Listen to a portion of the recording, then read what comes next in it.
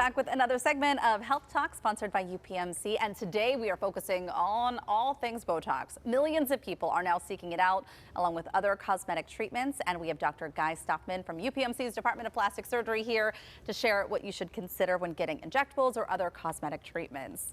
And this is, it used to be maybe something that was hush hush, but more and more it's become a routine procedure that a lot of people are seeking out. Absolutely. It's out there everywhere. I mean, they're doing Botox in the malls. They're having Botox parties. There can't be a journal or a woman's magazine that you pick up that doesn't talk about it. And that's not for women. You know, guys are doing it too. Right. I mean, I've even heard the dentist. Some people can go to the dentist. I mean, so there are so many places that you can get it. And that kind of brings up some other questions about what you should consider when you're doing any kind of procedures like this? All right, so it's a great question. You know, there's an art to everything you do. It's just not like giving a shot somewhere, someplace. And so there are people that do it very well, and there are people that perhaps not as well, and you know it. You've seen it in your industry, or you've seen it on the street. People that have had it done poorly, asymmetric brows, a funny look to the face, the eyes are not well shaped. So I think in some respects, buyer beware, do your homework.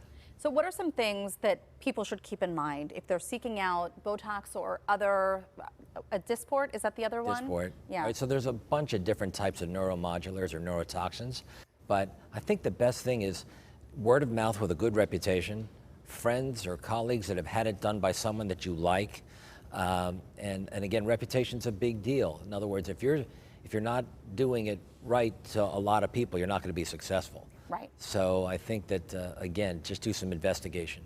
So I've heard Botox up here. Some people are getting fillers from here down. Can we talk a little bit about fillers too? So fillers are basically, and they come in many different forms. And they're usually used to do exactly that, to fill, to volumize. As we age, we lose volume in the face. We can get deeper lines around the lips. We can make lips bigger if that be something that somebody wants. Botox or the neuromodulars are basically for wrinkles or fine wrinkles and so you have to come, when you look yourself in the mirror, you say to yourself, what is it that bothers me most? And sometimes we do both at the same setting. We'll give the neurotoxins for fine wrinkles around the eyes, around between the eyes, the forehead, and then we'll use fillers either in the lips or in the mid-face. So it's a combination of many things that you can do. And one of the things I had heard about fillers is you have to keep in mind that this may also sag your skin if it's too heavy or weighs too deeply. Can that be a problem that happens? You know, I haven't honestly seen that, but I tell people this. The bad news about fillers is that they go away.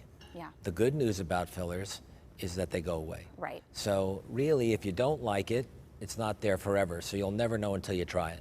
Are you seeing patients coming in earlier in life? There's this idea that if you get it sooner, that you won't develop the wrinkles where you may have. So that's controversial. Yeah. There's no science that actually will back that up. Personally, and I've been doing this for a long time, I've been doing this since the 80s when we were using it for not cosmetic reasons, for people that facial asymmetry, facial nerve injuries, flutters of the eye. And honestly, I can't scientifically say that that's the case, but certainly that's out there. That could be folklore, but there's so many people doing it that we're not going to turn off this theme right now. And so when you get a Botox, and let's say you get it in your forehead, you're not moving those muscles, is it possible then that you would get wrinkles in other parts of your face because you're using those muscles more then? That's also a great question. If you put one group of muscles to sleep, another is going to take over. Right. So wrinkles can migrate. And there's, usually though, it's okay because the ones that really bother you the most are the ones that get addressed and they go away. Right. All right, so let's talk about other medical reasons for something like a Botox or a Dysport or something like that.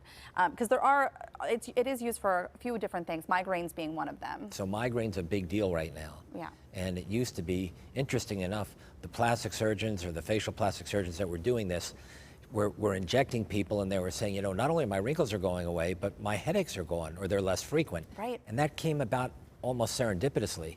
And then with further investigation, it made a lot of sense, right? Migraines that were triggered by muscle spasm were relieved. It can be used for sweating. It could be used for facial nerve asymmetry. It could be used for spasticity in those that have spinal cord injury. or contractions. It's being used now for bladder control. There's a whole host of new things that are coming about every day that have applications for neurotoxins. It's so interesting. And lastly, I really wanted to ask you this too. If you were thinking about this, are there any warning signs or red flags if you walk in somewhere that you might hear that would say, okay, this is not the place I want to get this done? I told you before, just do your homework. Do your homework. Right? In other words, if your dentist is giving you Botox, then you want to know if how's he doing with your teeth, Yeah. you know, at the end of the day. So you just want to, you can investigate training. You can ask about experience. That's okay. If you say to someone, is this your first time? Then you might not want to be the first patient. Right. Do your homework. Dr. Stockman, thank you so much. Really interesting stuff. And for more information on the cosmetic treatments offered at UPMC, you can head to our website at kdka.com/talkpittsburgh.